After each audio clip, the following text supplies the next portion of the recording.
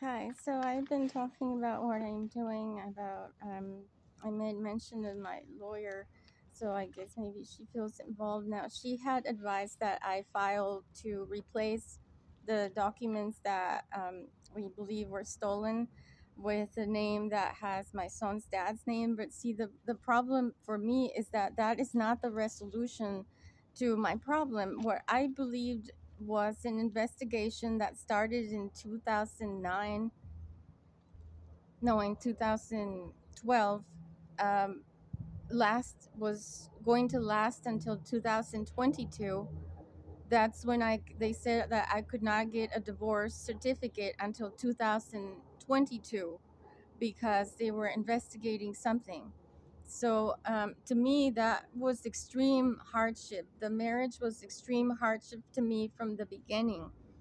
On the way to Nevada to get married, I was trying to make words to say, never mind, let's not get married. So he pointed a gun at me to get the wedding signature. Afterwards, he got himself sent to jail only a month afterwards. It made me feel shame, as if it were my fault that he went to jail. So I was extra nice to him, and then I started to wait on the Department of Homeland Security to null the wedding. So I was in a hurry filing the papers, and because I'm an optimist, I was like initially when I got the name change, I was thinking that if I try my best, we could he could possibly convert. We could possibly be together and be a family with my son. So um, he got himself sent to jail, and I could see that the the change that he had proposed to join the religion, to quit having promiscuous activity, things like that, were not. He was never going to change that. So uh, I was really, really distraught. Uh, at the Department of Homeland Security saying, oh, instead of nullify the wedding in 2009 when I first sent the paperwork, they said, no, we'll add a year because he went to prison. So they said there is a Violence Against Women Act that gives me the right to become an USA citizen, a permanent resident. So keep the wedding filed another year and document while stay away from him physically. And then in 2012, like that's it. I could, be divorced. So I was like, oh man, like that is really weird. Like this is really weird. He hurt me. We're supposed to separate. Our son is supposed to go to custody court. He's supposed to not get any custody because now he got an aggressive charge. And so instead they were m- telling me that I have to stay with the wedding filed until 2012. So already being September 2012, I had been waiting for June for the some paperwork to arrive. Had not yet arrived, was already September. The mental illness was raging. There were unfriendly telepathy in my mind. The people that were angry with me because I had publicly announced that I will not have any more pregnancies myself, that I will not birth any more babies myself because I am economically disadvantaged. So I feel bad not being able to give many financial things to myself, to my son. I I would feel really bad to have other children sick also don't have too much. So in 2010 is when I announced that to friends at the Cheers bar, and so instead of getting a divorce certificate, um, I was made a live stream porn film adulterer, my first adultery act, because I had planned to just, no matter what he does or who he's with, I was just planning not to do any intimate act with anybody until I get my divorce certificate in 2012, if anything. But really, I didn't care much about intimacy. Um, I was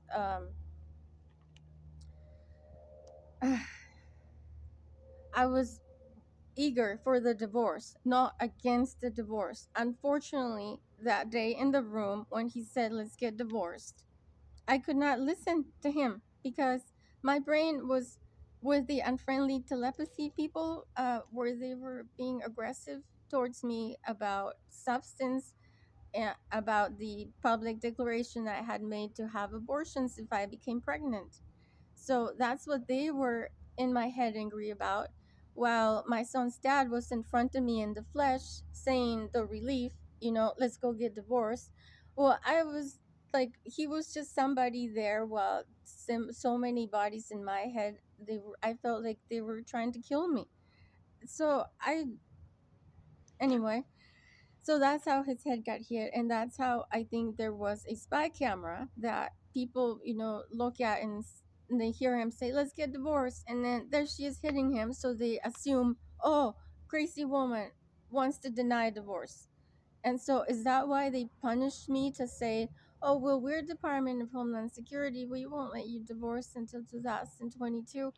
Is that what happened? Because they were supposed to um, not have pushed the marriage a year, and if we signed the wedding in 2009, there's and they were saying the visa wedding is only 2 years. They added another year because he hurt me and he went to prison instead of nulling the wedding. And then they went to blame me in 2012 as some crazy criminal who is crazy about living in USA, who wants to be uh you know like crazy in love with this male forever or something like that, and doesn't want to move on with her life, wants to just stay stuck, like as if chasing this male or wanting to be a part of the life in this male. And it's like, oh, the name. And well, all along I could not comprehend that he had said that day, "Let's get divorced," in 2012. He didn't ever tell me again. In fact, he acted contrary when in 2023 the telepathy was saying, "Oh, we're going to make you a widow." I was like, "Mark, I think that some people, those angry people that got your head hurt in 2012, now want to kill you because they still don't have a divorce paper." And then he's like, well, he didn't want to disclose his financial information, so he was afraid of that. And then I was like, okay. So I didn't know what to do, and then I went and talked to the court people, and then they made it more simple on the internet, but in person at the courthouse and on the phone, um, when the website had made way to bypass his concern about money or about anything, they said, "Okay, fine, we just go to a notary public, tell him go to a notary public. He doesn't have to say anything about his job or money or anything, because you guys never, like, we don't have any children under 18 years old together, and we didn't ever live together nor acquire any property or things together." So that's why they said, "Okay, so just identify him with the notary public, tell him go to the notary public, and that's enough." So he went and paid himself for the notary public signature and gave me the letter, acting as if I am like a noose in his life that has forced herself married to him all this time. That one time. The other times he was cuddling with me with my son, one time in 2022 in his room, and 2000, yeah, 20, around there. And whenever I had brought up in 2018 or 19, "Oh, I think you want to marry Julie, I heard," or something like that, with your, you have a new family. Like, he's always acting like he doesn't get along good with the daughter's mom and that he doesn't want to get married. And I'm like, okay, I don't know. I didn't think much about that. He's the one that always would talk about her anytime he called me to his house, and I'm like, "Oh, okay, well, whatever." And so one day he just suddenly from nowhere acted like, "Ugh, you have always excuses not to get divorced. And I was like, what? And so I was like, now you're acting along with the other story that the refrigerator told me when in the room. So he didn't start acting as if I'm a nuisance denying divorce until after the refrigerator hackers said, despite all this terror against your son, you still don't divorce him. Like, what's wrong with you? Basically, from the refrigerator hacking. The appliances have receivers that can mimic the voice of a human. And I was like, what? And so it's just somehow comprehension, is starting to put itself together for me about what happened that day in that room, because somehow the people joined in to make it an economic advantage to themselves to withhold the divorce certificate. Well, I that has been an economic hardship to me. Now I'm being harassed by my mother's husband, and I got abortion wounds from him because my mind had said to anytime he calls me after my body hit his head in 2012, when at the court hearing, the private court hearing, he said she was trying to kill me. I was like, why does he say that? I wasn't trying to kill him. I don't know what was going on, but I know I'm not a murderer. I know I'm not somebody that wants to kill somebody, because that's not a reason for killing. Like, why would I want to kill you? And so I was set to prove to him that I was not trying to kill him, although I'm my mentally ill. Those voices, I didn't. They were all saying that they're not people. So I'm like, okay, so I am somewhat like something's wrong with my brain, but I know I recognize you. I was not trying to like that is not the solution to our problem. To me, the solution to our problem was that we get the divorce, I go to custody court, I get full custody, I start traveling. Um, Maybe think about going to Mexico instead, or start working, like get full custody. And yeah, if somebody else were, um, yeah, if so, like possibly remarry while my son was a minor. But I did not want that myself. I never wanted to marry. I wanted to be a single sister, um, like other single sisters that maybe end up living with another female, until my another female said, "Well, they're a lesbian problem," and I'm like, "What?" Like, so there were hints about, you know, even though we're in the church, that among the church people were pretending only at the level of my mind reader, my non-mind reader level, where they say like all morality is off the table, like not even masturbating. Like, that's how austere the cult was against the non-mind readers, because with mind reading we can look at anybody's private moment. Like, they were telling me, I see you pee when I first crossed the border, and I didn't comprehend that they were telling the truth. And then to be austere with me and like not even letting me masturbate, while all themselves look at in their minds pornography content all the time.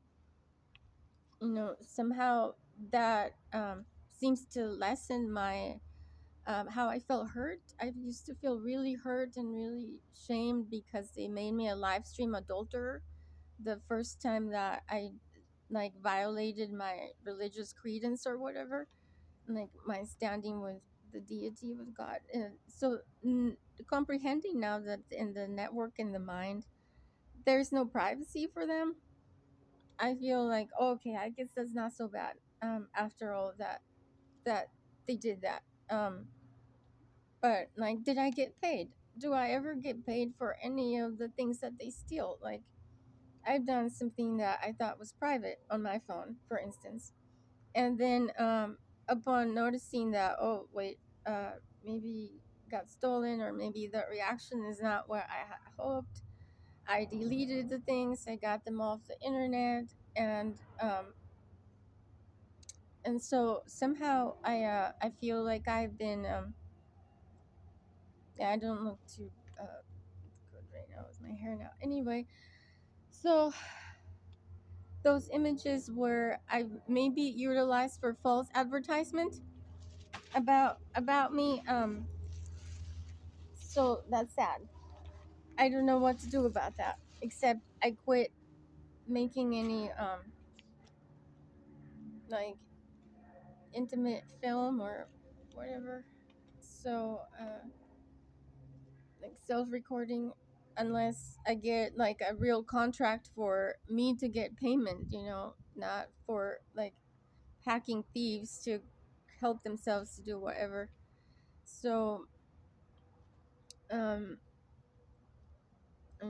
yeah, these speeches are necessary for some friends that help help support my inability to read minds. They have been aware about my disability, and um, I've been you know observing me and helping me in what way they could, in what way they can. So in what ways that I comprehend they could help me is, for instance, providing the media for me to be able to communicate directly with listeners, although um, the actual uh, mentally ill folk, um, are nowadays, um, yeah, realizing that there's no more cloud for hiding their identities. They are starting to take responsibility for their thoughts in the silence. So that's how the foul language has been reduced, and so people are starting to become more accountable, more responsible for their thoughts, whereas in the past it was all a fog, and no charges were being pressed, and when the people started getting arrested for terrorism, for coercing females into coitus, or false advertisement rapes, things like that. My news came up, like many people were being held accountable for the violence in the silence. And so that happened in 2022, where I started getting those news. And then in 2024, my son's dad, he's been the one mainly influencing, he's been the control parent, obviously, because I am not a mind reader. He finally wanted to step away from the bad game in 2024 and say on record that, yeah, son telepathy is real, or so is telepathy something that I've participated in? No, because to me, at first, was introduced as a manner of Christendom prayer, like a non-mind reader praying to God, asking to um to God in silence, for help in living, because my life would be difficult. They knew, and so that's why they invent that credence, to start with. So once I become educated, obviously I would, transcend that. It's like a little bit of an archaic format that always has relevance, because our brains are the same. I haven't evolved too much from when the book was written until nowadays. So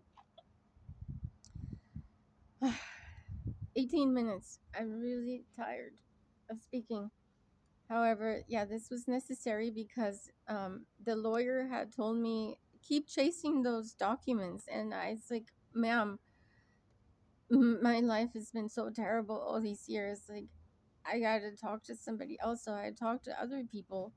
And it seems the best way to go around the court people who are busy postponing handing out the divorce document is to, because my health is so terrible.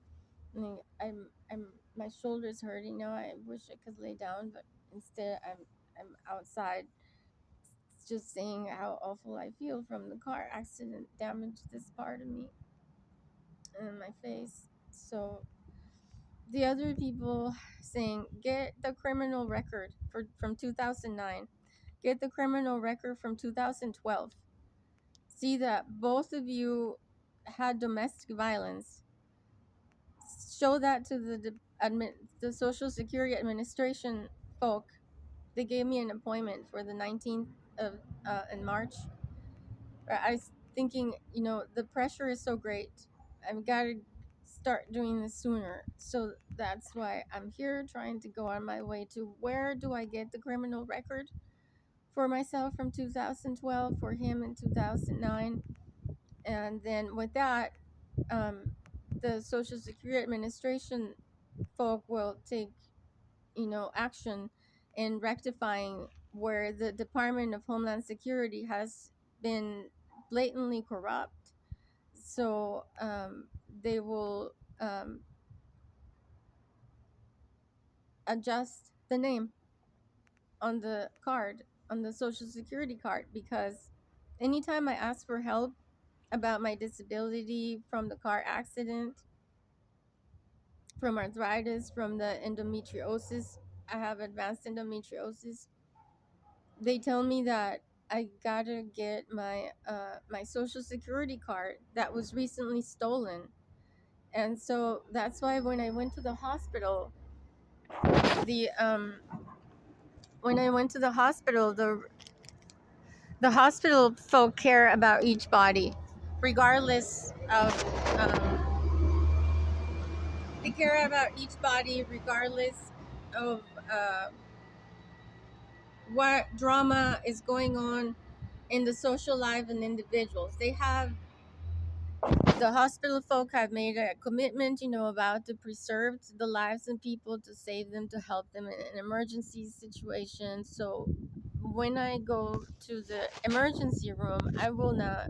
They don't turn me away. They give me help for whatever ailment, and so I really have appreciation for the hospital my son was born, because they say, okay, we understand life is difficult for you, and you make some choices in your life that make people misbehave towards you. But and so they have adjusted my name for my medical record, and so they prescribed an opiate for. I've never had an opiate except when they gave me I had abortion wounds in 2020 at the urgent care, and I took maybe 6 months to go through a little bottle that just one time, because I don't know, uh, I didn't want to become addicted. They're saying so. Anyway, now my pain is increased, and they gave me a prescription that says that's an opiate, so that's a heroin derivative, and so maybe that is what could help me to clean my bathroom, to clean my dishes more, my floor, like my I gotta lift my mattress and clean the floor, or just keep myself more alive, more productive, in a better mood. So to get that from the pharmacy, I gotta show my insurance card that has the hospital name that they gave me now, because the other name is compromised with I don't know what sort of life. The way that they have been in telepathy is as if they've been behaving as if I am not ill at all, as if that name has no physical ailment, where the body that fictitious name was attached to is ill. It's not a party girl that is out there earning tons of money, working that name, working that crowd. Like, no, I have been put away in my room all the time, or I was at the college. So I guess as far as back as 2018, maybe some identity issues were happening, because I had to thumbprint myself that I'm the body that is there, so that's why now the hospital, says, well, yeah, they're enough. And so the plan is to go to get the name changed on the Social Security card, so that I can get better medical treatment. I can start getting doctor's appointments. They say you can apply for Medi-Cal if I stay here, or if I go to Mexico. So I don't.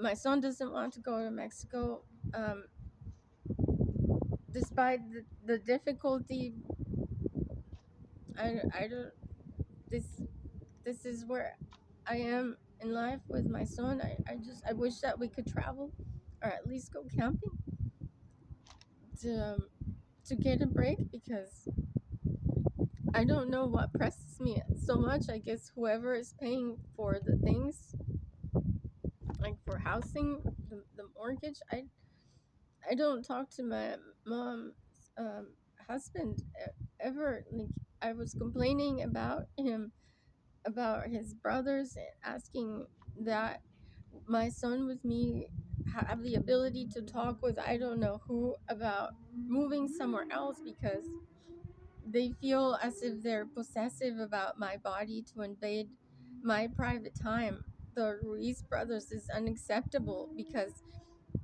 yeah, he adopted me. My mom's husband adopted me, my sister's father, when I was 8 years old. But there was never an agreement that I am to become intimately active with him ever later on in life. If because the way that he chose to misguide my mother or the community, or get involved in the community, caused the men in the area not to go near me before 2008.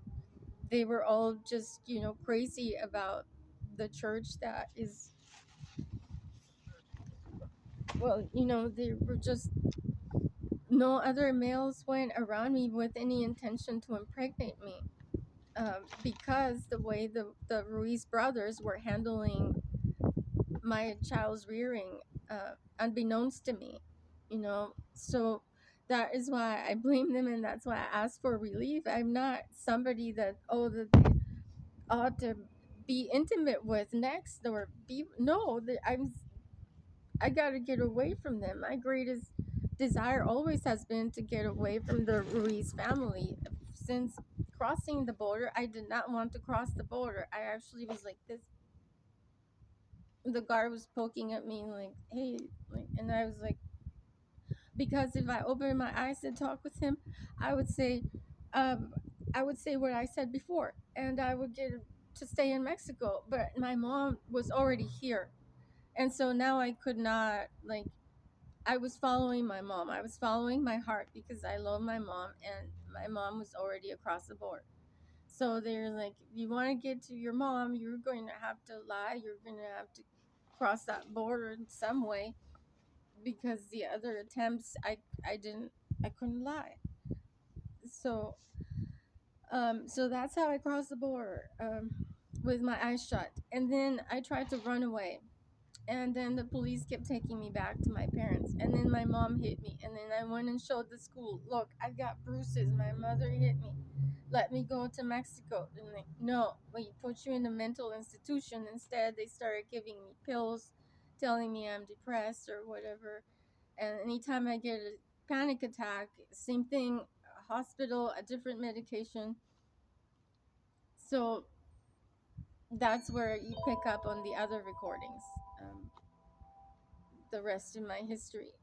So that seems to be the best way right now, is to just be myself on the camera for whatever viewers care to influence what happens in my future and my son's future. Please, I'm really sorry that I could not learn that the all the thoughts are people, because I immediately would not have egged on any cursing.